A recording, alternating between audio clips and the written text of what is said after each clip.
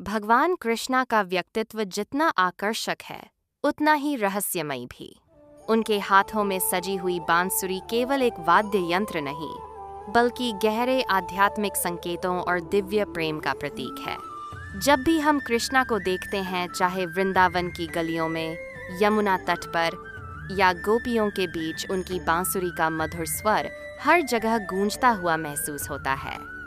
यह प्रश्न स्वाभाविक है कि आखिर भगवान को बांसुरी इतनी प्रिय क्यों है और वह इसके माध्यम से संसार को क्या संदेश देना चाहते हैं। सबसे पहले बांसुरी के स्वभाव को समझना आवश्यक है। बांसुरी एक साधारण सी लकड़ी की खोखली नली होती है जिसमें कोई गांठ, कोई जटिलता नहीं होती।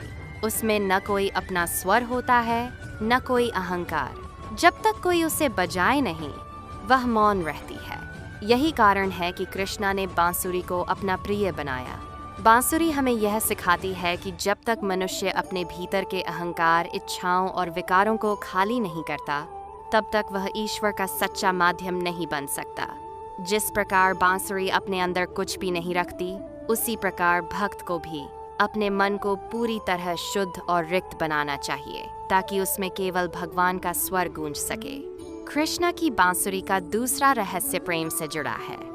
जब वे बांसुरी बजाते थे तो उसका स्वर इतना मधुर होता था कि वृंदावन की गोपियां, गायें, पशु, पक्षी, यहाँ तक कि प्रकृति भी उस धुन में खो जाती थी।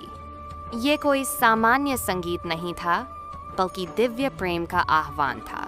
बांसुरी की धुन सुनकर हर जीव अपनी सीमाओं और भेदभाव को भूल जाता था। यह हमें यह संदेश देती है कि सच्चा प्रेम किसी भेदभाव को नहीं मानता। वह सबको समान रूप से आकर्षित करता है और जोड़ता है। इसके अलावा बांसुरी का एक और गहरा अर्थ है समर्पण। बांसुरी खुद से कोई ध्वनि उत्पन्न नहीं करती, बल्कि पूरी तरह से उस व्यक्ति पर निर्भर रहती है जो उसे बजा रहा है। उसी प्रकार जब मनुष्य अपने जीवन को भगवान के हाथों में सौंप देता है, तब उसका जीवन भी मधुर संगीत बन जाता है। कृष्णा यह बताना चाहते हैं कि यदि हम अपने जीवन को उनके हवाले कर दें, तो वे उसे एक सुंदर रचना में बदल सकते हैं। बांसुरी में कई छोटे छोटे छेद होते हैं और उन्हीं छेदों के माध्यम से मधुर धुन निकलती है। यह जीवन के दुखों और संघर्षों का प्रतीक भी है। जिस प्रकार बांसुरी के छेद उसके संगीत को सुंदर बनाते हैं, उसी प्रकार जीवन की कठिनाइयां हमें मजबूत और परिपक्व बनाती हैं। कृष्णा यह संदेश देना चाहते हैं कि दुख और कष्ट हमारे जीवन का अंत नहीं है, बल्कि वे हमें एक बेहतर और सुंदर व्यक्ति बनाने का माध्यम है।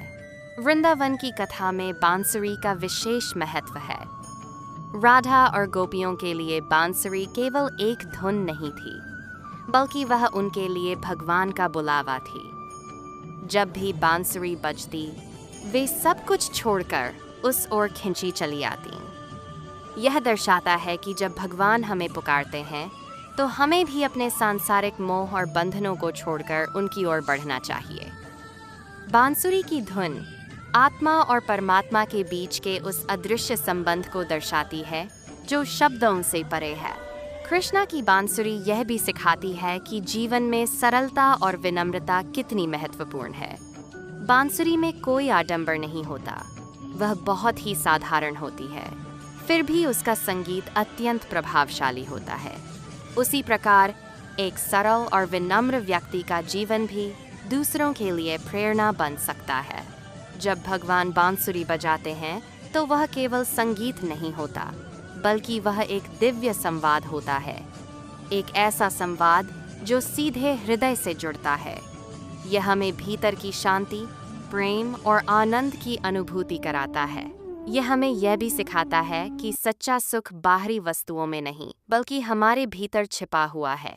अंततः कृष्णा की बांसुरी इस बात का प्रतीक है कि जब हम अपने जीवन को ईश्वर के हाथों में समर्पित कर देते हैं, तो हमारा जीवन भी एक मधुर संगीत बन सकता है। ऐसा संगीत जो न केवल हमें बल्कि पूरे संसार को आनंद और शांति प्रदान करता है।